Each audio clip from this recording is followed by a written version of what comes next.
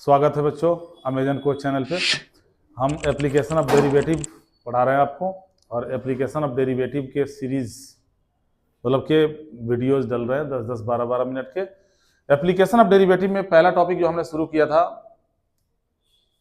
कौन सा टॉपिक शुरू किया था? Derivative as a rate measurer. और रेट मेजरर के हमने 2 क्वेश्चंस डाले अभी, और रेट मेजरर में जितने भी क्वेश्चंस हम डालेंगे, अगर आप उनको ध्यान से देख के अपने बोर्ड एग्जाम के लिए जाते हैं तो इससे बाहर से क्वेश्चन नहीं आएगा, इसी के अंदर से क्वेश्चन आएगा, आराम से आप क्वेश्चन करके आ जाओगे। हमने मेंसुरेशन से रिलेटेड क्वेश्चन शुरू किया था कि मेंसुरेशन से रिलेटेड अगर कोई क्वेश्चन हो तो हम कैसे रेट ऑफ चेंज निकालते हैं। अब देखो, उसमें हमने पिछले लेक्चर में जो क्वेश्चंस करवाए थे, बैलून के क्वेश्चन यानी स्फीयर के क्वेश्चन करवाए थे, सर्कल के क्वेश्चन करवाए थे। स्फीयर हो, सर्कल हो या क्यूब हो, इनके जो भी फार्मूले आप उठाओगे उसमें वेरिएबल की संख्या होती है मात्र 1। क्यूब का कोई भी फार्मूला लिख दो, वॉल्यूम लिखोगे साइड का cube a cube, surface area 6a square, total curve surface area 4a square. आप स्फीयर का फार्मूला लिखो, volume 4/3 pi r cube, surface area 4 pi are square. आप सर्कल का लिखो, तो इनमें क्या है, जैसे आप स्फीयर का ही लिख रहे हो तो सिर्फ v और r, s और r 2 ही वेरिएबल है। आप सर्कल का कोई भी फार्मूला लिखोगे, area pi are square, a और r 2 ही वेरिएबल है। तो 2 वेरिएबल वाले क्वेश्चन हमने पिछले लेक्चर में डाले हैं। अब देखो, सब में 2 वेरिएबल तो होता नहीं है। आप सिलेंडर का फार्मूला लिखो या कोन का फार्मूला लिखो या क्यूबाइड का फार्मूला लिखो, उसमें वेरिएबल बढ़ जाएंगे, उसमें 2 से ज्यादा वेरिएबल आ जाएंगे, 3 आ जाएंगे, 4 आ जाएंगे। ऐसी कंडीशन में आप क्या करोगे? ध्यान से सुनना, आज का जो लेक्चर है उसको ध्यान से देखना। 3 मार्क्स में आपके बोर्ड एग्जाम में क्वेश्चन आ सकता है जो मैं आज पढ़ाने जा रहा हूं। क्वेश्चन देखो, ध्यान से देखो। Water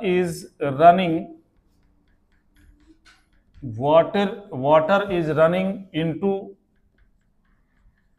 a conical tank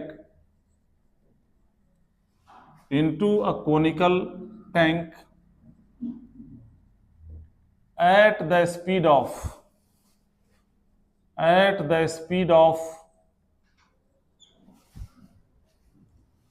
2 pi cubic meter per hour.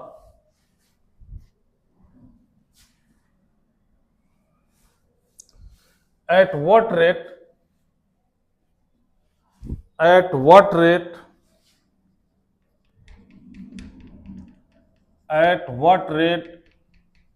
the water level will increase? The water level will increase when water stands 4 meter above the base.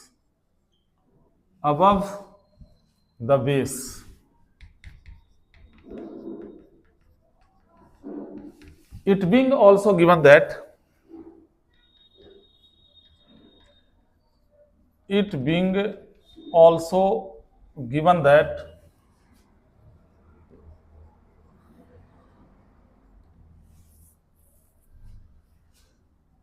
the height of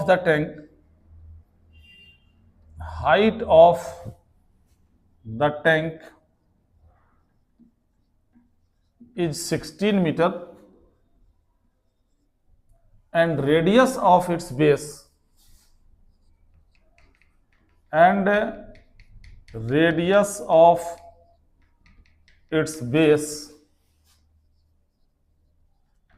is 4 metre. तो देखो, rate major से अगर 3 marks का question आता है तो इस type के क्वेश्चन के आने का चांस सबसे ज्यादा होता है। ध्यान से देखो, आसान क्वेश्चन है, टफ नहीं है, लेकिन जो चीजें मैं बताऊंगा, जो बारीकियां बताऊंगा, उनको ध्यान से सुनने की जरूरत होगी। क्या कह रहा है ये? पहले क्वेश्चन के थ्रू आप क्या निकालने जा रहे हो ये समझो। खाली क्वेश्चन का सॉल्यूशन करके रटने से फायदा नहीं होगा। इसको आप डेली लाइफ में भी कभी ना कभी यूज कर सकते हो। क्या कह रहा है कि एक कोनिकल टैंक है, एक कोनिकल टैंक हमने बना दिया। ये हमने एक कोनिकल टैंक बना दिया।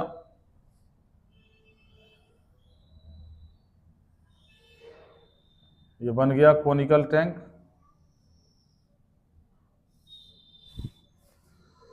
इस कोनिकल टैंक का जो हाइट दिया हुआ है वो है 16 मीटर।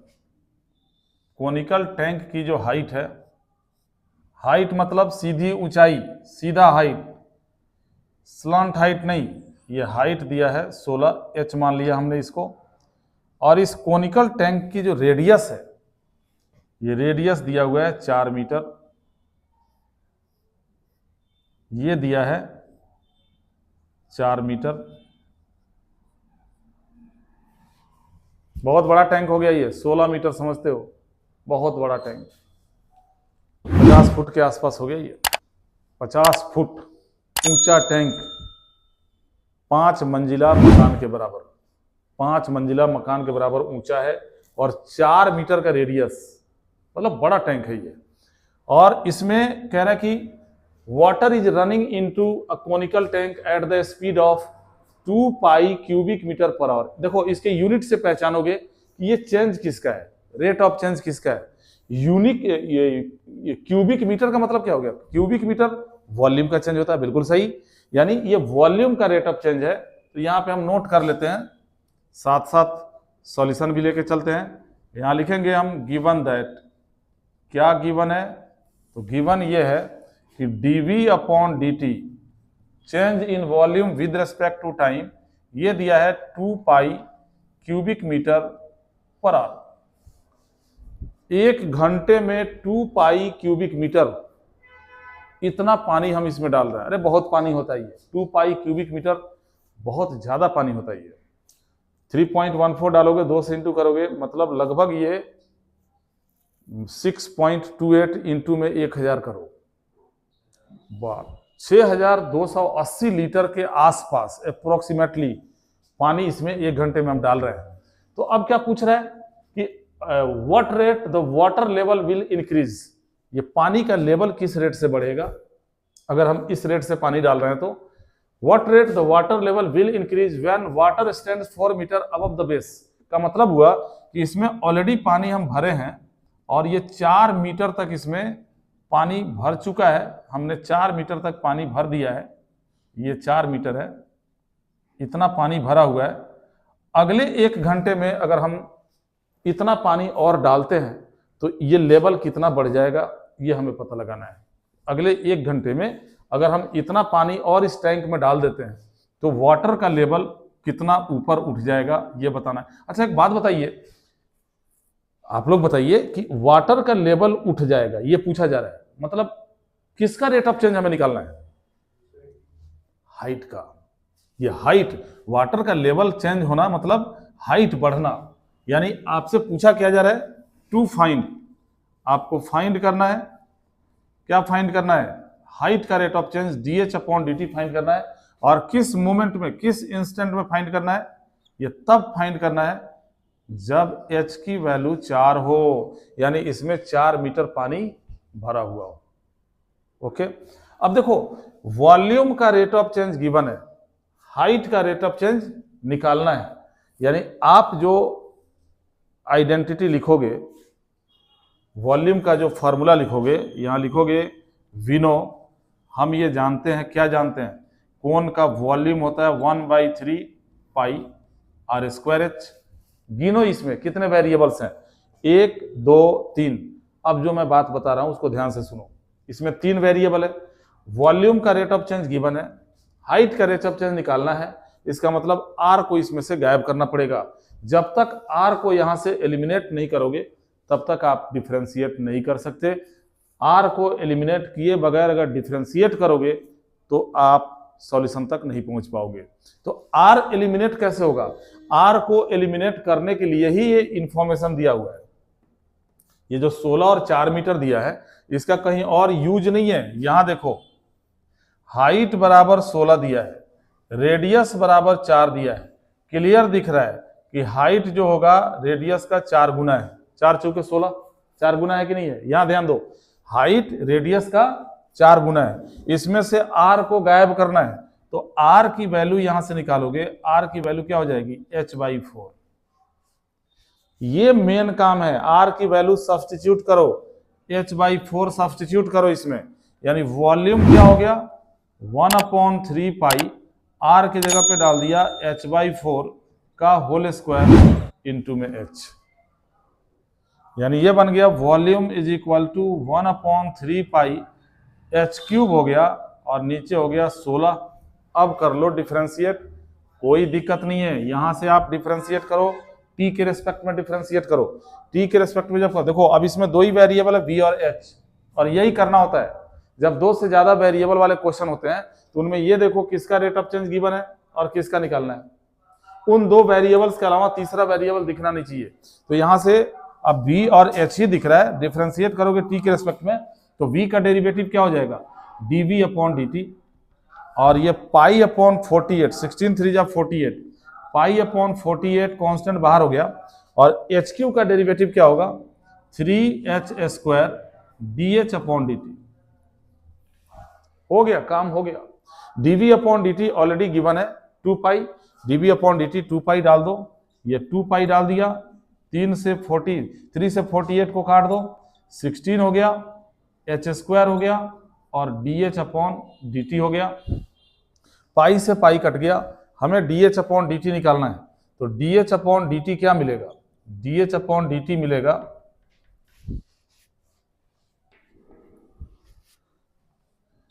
बताओ भाई क्या मिलेगा, dh/dt निकालना है, तो ये बाकी चीजें दूसरी तरफ भेजोगे, 16 अपॉन में है तो इंटू में जाएगा, यानी 2 इंटू 16 हो जाएगा, और ये जो h² इंटू में है ये अपॉन में आ जाएगा। अब dh/dt हमें कब निकालना है, जब h 4 हो, यानी इसी dh/dt में आप 4 डाल दो, किसकी जगह पे, h की जगह पे, क्या मिलेगा 2 इंटू 16 अपॉन में 4 का स्क्वायर, 16 से 16 कट गया, 2 मीटर पर आवर। जब इसमें 4 मीटर तक पानी भरा है, अगले 1 घंटे में लेवल 2 मीटर और ऊपर उठ जाएगा। ये चीज आपने पता किया है। तो देखो कोन वाले जो क्वेश्चंस होते हैं उसमें 3 टाइप के क्वेश्चंस आते हैं। 3 टाइप के कौन से क्वेश्चन आते हैं, पहला टाइप तो ये हो गया, इसमें हाइट दे दिया, रेडियस दे दिया, ताकि आप हाइट और रेडियस के बीच में संबंध बना सको। अगर रेडियस का रेट ऑफ चेंज पूछता तो हाइट को यहां से गायब करते।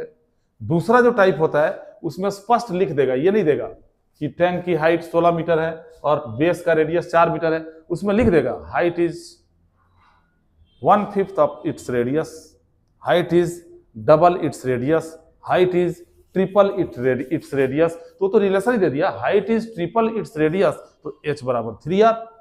और जो तीसरा टाइप होता है वो थोड़ा सा ध्यान देना, यहां पे मैं तीसरा टाइप बता रहा हूं, उसमें लिखेगा कि the semi vertical angle of cone is 60 degree, 45 degree, कुछ भी दे सकता है। तो अब क्या करोगे, थोड़ा सा यहां पे देख लेना, ताकि कोन वाले जितने भी क्वेश्चन है आराम से तुम कर सको। ये कोन दे दिया, दोबारा से एक बार हमने कोन लिया, ये कोन बना दिया हमने, और ये इसकी हाइट हो गई। सेमी वर्टिकल एंगल क्या होता है, ये जो वर्टेक्स पे जो एंगल बन रहा है इसका आधा, ये वाला एंगल दे दिया मान लो π/3, और हमने वॉल्यूम का फॉर्मूला लिख दिया 1/3 पाई r²h। अब इसमें से r या h में से किसी एक को गायब करना है, और ये π/3 दे दिया, और ये h है आपको पता है, और ये r है। यहां लगा दो हाइट एंड डिस्टेंस का कंसेप्ट। अगर r को गायब करना है, देखो इस एंगल के सामने परपेंडिकुलर माना जाता है, और ये बेस हो गया। परपेंडिकुलर और बेस अगर दिया हुआ है तो आप लगा दोगे tan 60, और tan 60 का वैल्यू क्या होगा, परपेंडिकुलर अपॉन बेस यानी r/h। tan 60 का वैल्यू हो गया √3 is equal to r/h, cross multiplication करो, r इज इक्वल टू आ गया √3h। ये लो बन गया रिलेशन r और h का। इसे उठाओ यहाँ पे डाल दो, वॉल्यूम क्या बन जाएगा π/3 इंटू r की जगह पे √3h का होल स्क्वायर इंटू में h बन गया। √3 का स्क्वायर 3 होता है, 3 से 3 कट गया, वॉल्यूम हो गया πh³। अब t के रेस्पेक्ट में डिफरेंशिएट करो, और जैसे यहाँ पे डिफरेंशिएट करने के बाद सॉल्व किया, आराम से सॉल्व कर दो। तो ये 3 टाइप के क्वेश्चंस कोन में आ सकते हैं। एक और बच्चों को चकमा देने के लिए, ये हमारा टाइप 3 हो गया, ये टाइप फर्स्ट था। टाइप सेकंड में मैंने बताया कि हाइट और रेडियस का रिलेशन डायरेक्ट क्वेश्चन में दिया रहेगा। एक और चौथा टाइप बनता है जिसमें लिख देगा इसी कोण को, सेम क्वेश्चन, यही क्वेश्चन रहेगा, इन्वर्टेड कोण। अच्छा, अब इन्वर्टेड कोण, कोण अब उल्टा हो गया, अब हमने कोण ऐसे बना दिया, क्या फर्क पड़ेगा? जो फर्क पड़ेगा उसको सुन लो ध्यान से। लास्ट में जो ये हमने डाला dH/dt और इसमें h की वैल्यू 4 डाला, क्या लिखा है पढ़ो जरा ध्यान से। When water stands 4 metre above the base, तो वहां लिखा रहेगा 4 मीटर फ्रॉम द बेस। अब ये इन्वर्टेड कोण हो गया तो बेस तो इसका चला गया ऊपर भाई, और इसकी टोटल हाइट दी हुई है कितनी, 16 मीटर, और 4 मीटर फ्रॉम द बेस का मतलब हो गया कि बेस से 4 मीटर तक पानी भरा हुआ है, मतलब इसमें 4 मीटर नहीं, कितना पानी भरा है बताओ? अगर बेस से ये 4 मीटर बोल रहा है और ये टोटल 16 है, यानी इसमें पानी टोटल भरा है कितना, 12 मीटर तक पानी भरा हुआ है। यानी एक जगह बस चेंज आएगा, dH/dt लास्ट में जो h बराबर आपने 4 डाला था, यहां पे h बराबर क्या डालोगे, 12 डालोगे, तब जाके आपको सही आंसर मिलेगा। बस इन्वर्टेड कोण लिख दे तो ये छोटी सी बात आपको ध्यान रखनी है। अब आपके रेट मेजर के अंदर कोण से रिलेटेड जो भी क्वेश्चन होगा उसको आप आराम से सॉल्व कर सकते हो, कहीं कोई दिक्कत नहीं होगी। जितने टाइप्स आ सकते हैं एग्जाम में वो सारा टाइप मैंने आपके साथ डिस्कस कर दिया। अब आगे बढ़ते हैं। बच्चे ये पूछते हैं कि क्या सर हर बार हमें वेरिएबल्स को गायब करना पड़ेगा? नहीं, एक बात बताओ जरा, इसमें 3 वेरिएबल थे, अगर 2 का रेट ऑफ चेंज दिया होता और तीसरे का रेट ऑफ चेंज निकालना होता तो हमें गायब करने की कोई जरूरत ही नहीं है। 2 का रेट ऑफ चेंज अगर गिवन है और तीसरे का निकालना है तो वहां पे हमें इनमें से किसी को भी छेड़ने की जरूरत नहीं है। अब बच्चा लोग कह रहा है कि सर एग्जाम्पल, अभी एग्जाम्पल देते हैं लेकिन अगले लेक्चर में हम बताएंगे आपको कि कब हमें थर्ड वेरिएबल या फोर्थ वेरिएबल को एलिमिनेट करने की जरूरत नहीं पड़ती है। इंतजार कीजिए, बहुत जल्दी मिलते हैं आपको नेक्स्ट लेक्चर में, अगला क्वेश्चन लेके आते हैं।